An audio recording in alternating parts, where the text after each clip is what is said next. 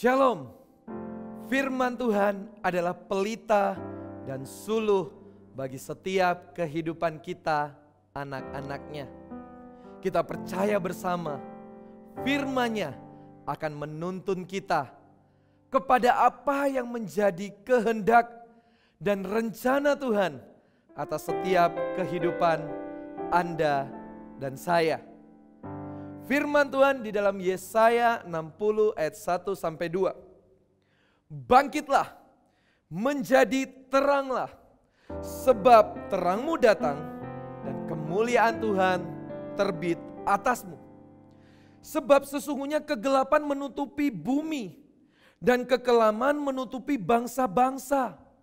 Tetapi terang Tuhan terbit atasmu dan kemuliaannya menjadi nyata atasmu.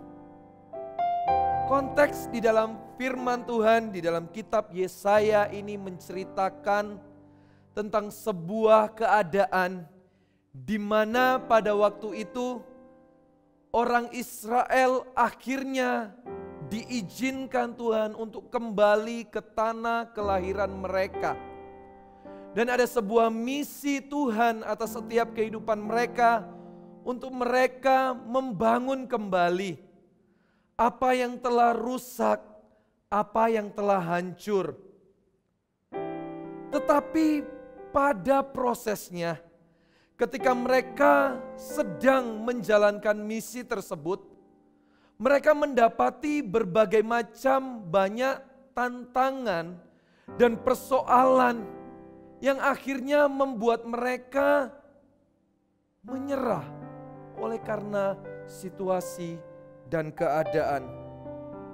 Bukan karena hanya kondisi kota tersebut, tanah kelahiran mereka telah hancur dan rusak. Tetapi ada sebuah kondisi mental atas bangsa Israel pada waktu itu yang tidak siap. Ditambah lagi dengan dosa-dosa yang mulai menyusup di dalam kehidupan umatnya saat itu. Pada saat itu Tuhan berbicara melalui hamba-Nya Nabi Yesaya untuk setiap umat Tuhan, bangkit, menjadi teranglah, sebab terangmu datang dan kemuliaan Tuhan terbit atasmu. Bapak, Ibu, Saudara, saya percaya firman Tuhan ini merupakan juga suara profetik untuk setiap kita hari-hari ini.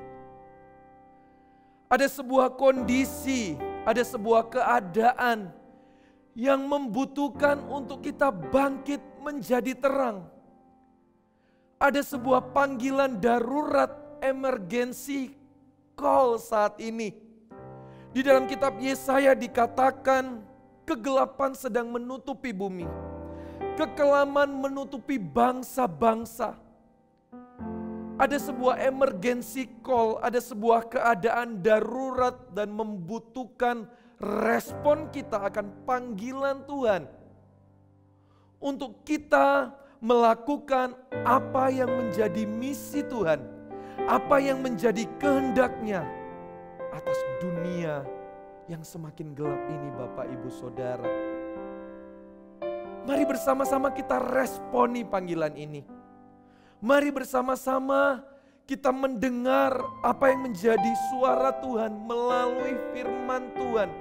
Yang saya percaya bukan hanya ditujukan kepada umat Israel pada waktu itu. Tetapi saat ini juga ditujukan kepada setiap kita yang hari ini mendengar dan menyaksikan renungan ini. Dikatakan poin yang pertama untuk kita menjalankan, mengerjakan apa yang menjadi misi Tuhan. Yang pertama kita harus bangkit. Wake up, Bapak, Ibu, Saudara. Mari kita bangkit dari zona nyaman, dari keterpurukan, dari dosa yang membuat kita lumpuh secara rohani, yang membuat kita tidak berdaya, yang membuat kita kalah, yang membuat kita terpuruk, yang membuat kita tidak maksimal di hadapan Tuhan. Saatnya kita bangkit. Ada kuasa Roh Kudus yang memampukan kita ketika kita berseru kepada Tuhan, memohon kepada Tuhan. Ada kuasa Roh Kudus yang akan memampukan kita untuk kita bangkit dari keadaan kita saat ini. Asalkan kita merespon panggilannya. Bangkit, bangkit. Mari sama-sama kita keluar dari semua area yang membuat kita tertidur secara rohani. Bangkitlah. Suara Tuhan sedang memanggil Anda saat ini untuk kita berpartner dengan Dia, mengerjakan misi dan kehendaknya atas dunia ini. Harus ada sebuah keputusan, harus ada sebuah iman yang aktif. Kata bangkitlah merupakan sebuah perintah. Artinya dengan keputusan, dengan kesadaran diri kita untuk kita harus keluar. Saya percaya ada pengurapan Roh Kudus yang akan menyertai setiap kehidupan umatnya. Kalau hari ini kita dengan sengaja memutuskan untuk kita bangkit. Untuk kita tidak tinggal dengan keadaan yang hari ini membuat kita nyaman. Membuat kita terpuruk. Responi panggilan Tuhan melalui firman-Nya saat ini. Tuhan sedang menunggu Anda. Roh Kudus sedang berbicara di dalam hati Anda dan saya. Untuk hari ini kita bangkit bersama-sama dengan Tuhan. Melakukan pekerjaan-pekerjaannya. Dan yang kedua, setelah bangkit, firman Tuhan berkata, menjadi teranglah. Shine.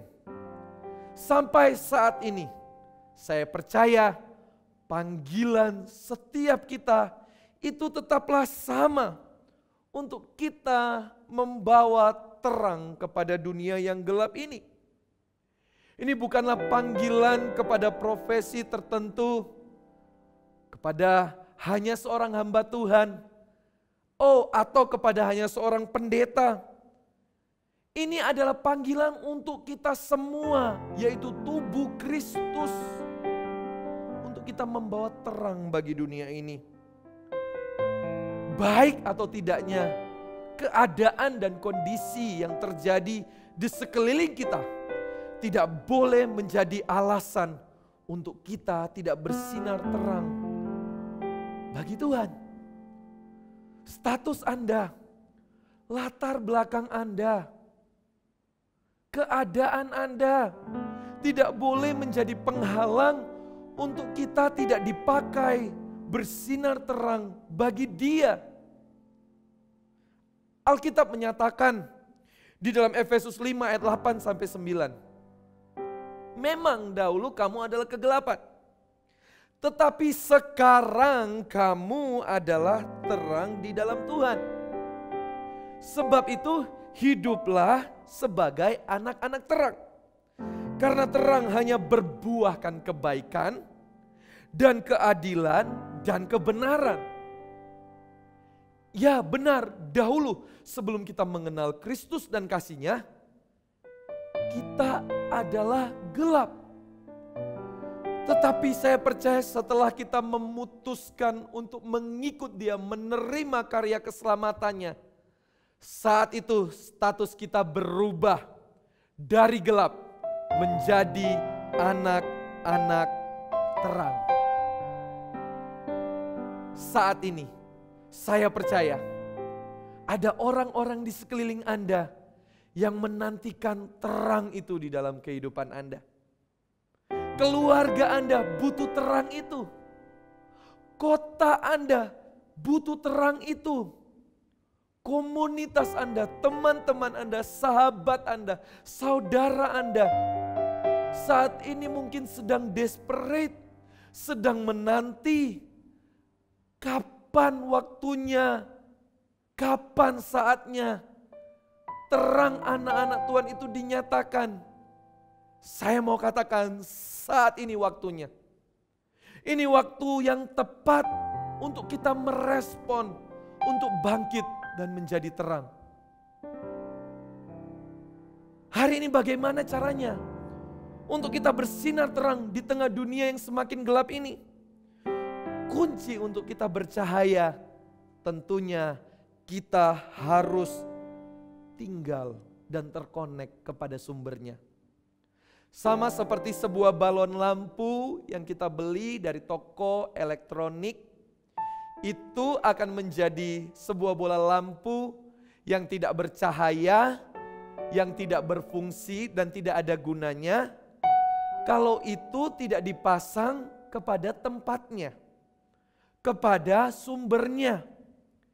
Dia butuh tempat dan dia butuh sumber, yaitu listrik, supaya bola lampu itu bisa menyala. Demikian pula dengan kehidupan kita. Ketika kita memutuskan bangkit dan menjadi terang, artinya kita harus semakin intim dengan Tuhan. Kita harus melekat kepada pokok anggur itu, yaitu Yesus Kristus.